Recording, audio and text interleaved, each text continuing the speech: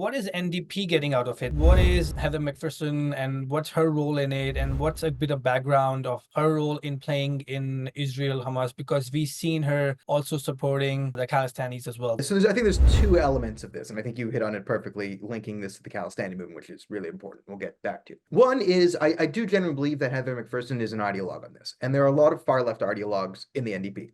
And the far left ideologues have a long history of getting into bed with bad actors and crazies.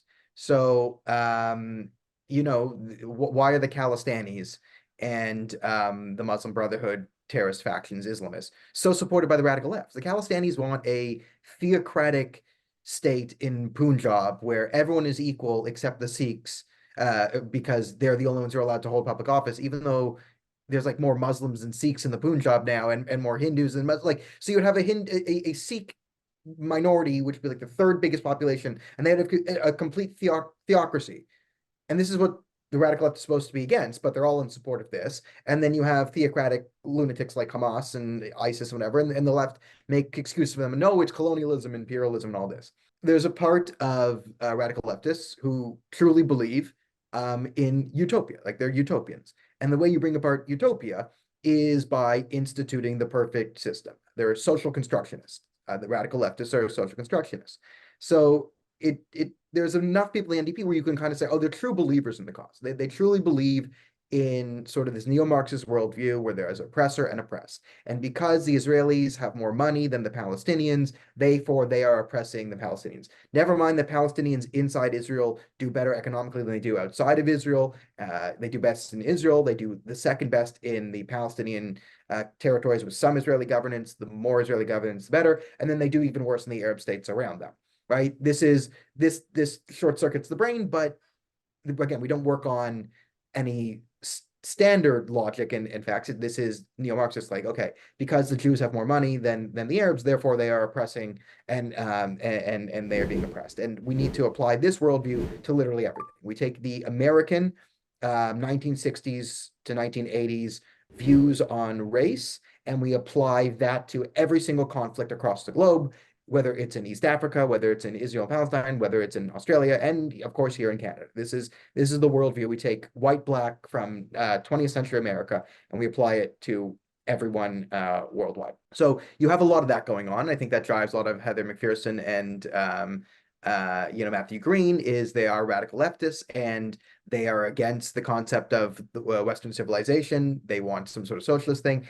And I've always, my new thing now is a lot of people have said, anti-Semitism, anti-Zionism is anti-Semitism. And often anti-Zionists will, use 13th century blood libels against Jews as like their fundamental thing. But I now say, and I believe, anti-Zionism is the weaponization of anti-Semitism to destroy Western civilization or the Westphalian nation state, whatever you want to call it. So a lot of these radical leftists truly believe in undermining the concept of nationalism, right? We need international governance. All governments are colonialists, right? So we use this attack on Israel and Zionism and destroying the concept of Jews should have the right to self-determination, their indigenous homeland. We use that to destroy the concept of the nation state in general, and then apply it to Canada, America, Australia, whatever. And you see that, and they use this rhetoric because it's very productive to help fawn radical socialist behavior. So there's some self-interest there to the radical leftists, and shared goals with these people. And then the other thing is the NDP, they attract lots of different types of crazies because, as you said, Khalistanis, Islamists, they use the radical left quite easily because they're easy to fool. They just say, well, everything's racism and we're against the white man or whatever, right? And then Jagmeet Singh is philosophically a Khalistani. More than, yes, he is a bit of a socialist ding-dong, and, he thinks he can lower prices by fighting with Loblaws. Like his view on the world is skewed. But who does Jagmeet Singh hate more, India or Loblaws? I do think India.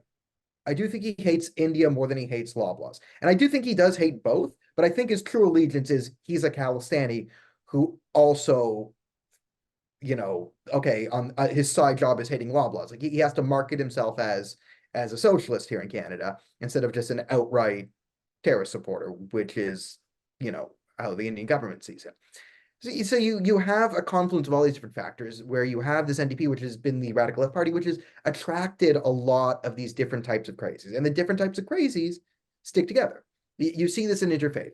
The Khalistani organizations are always hand in hand with the Muslim Brotherhood organizations in the West. Always. It's the most perfect marriage. You can see they both have similar extremist philosophies, but because they're both religious extremists, in some way, you have the sort of synergy where they can go, I'm not a radical Islamist who only look at my friend here, he's in a turban. Right? See, we're friends, interfaith. And then you can have the Khalistanis go, we're not radical theocrats. Look at my friend here. He's Muslim. I'm not Islamophobic. I'm the most tolerant. And then they come into the interfaith things together and they fool people with this sort of friendship thing. And you always see the synergy between Khalistani radicals and Islamist radicals, especially in the West. So those type of factors create the NDP. And of course, there's a motion coming from the NDP. And I think you see the liberals understanding that, yes, our brand is you are pro-Israel, but and I've been saying this for years, the next liberal leadership race post-Trudeau, the post-Trudeau liberal leadership race will be defined by a wave of anti-Semitism. It will be the Corbynization of the party. There will be everyone thinks, oh, it's going to be Mark Carney or Chrystia Freeland. No, it's going to be the guy who screams the loudest about the Jews. That's who's going to come out, and maybe the party will finagle something. I mean, democracy internally in the parties in Canada is a bit wonky, but that person will be the winner. Will the party then appoint Chrystia Freeland or Mark Carney? Maybe. But you're going to see the next liberal leadership race will be defined by a dark horse candidate who comes in screaming about Israel.